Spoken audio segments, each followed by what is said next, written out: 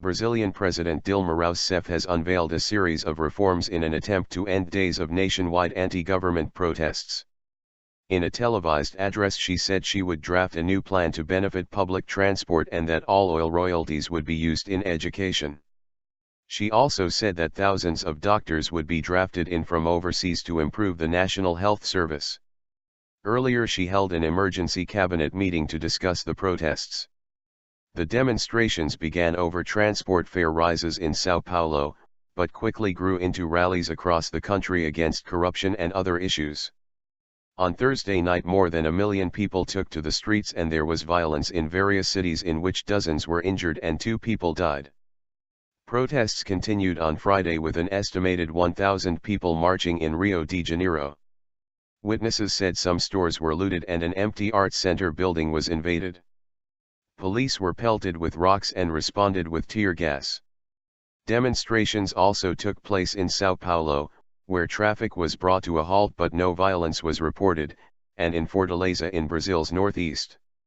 In her address, pre-recorded and broadcast nationally on TV and radio, Mrs. Rousseff said she was listening to the demonstrators' concerns. She promised to meet the leaders of the peaceful protests, saying she needed their contribution, their energy and their ability. Football anger. The BBC's Gary Duffy in Sao Paulo says President Rousseff struck a conciliatory note for the most challenging speech she has had to make as Brazil's leader. "I want institutions that are more transparent, more resistant to wrongdoing," she said. She also defended hosting next year's Football World Cup, saying Brazil had always been welcomed in international events. "We will treat our guests with respect and make a great World Cup," she said.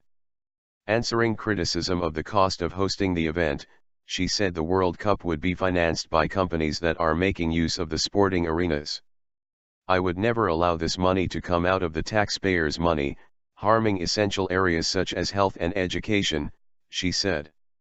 Some of the protests have targeted the Confederations Cup, the 8-team tournament currently taking place, which is considered a dry run for next year's World Cup.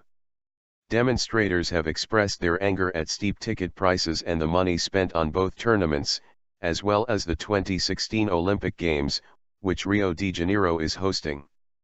Football's world governing body, FIFA, has strongly rejected Brazilian media speculation that the Confederations Cup could be cancelled.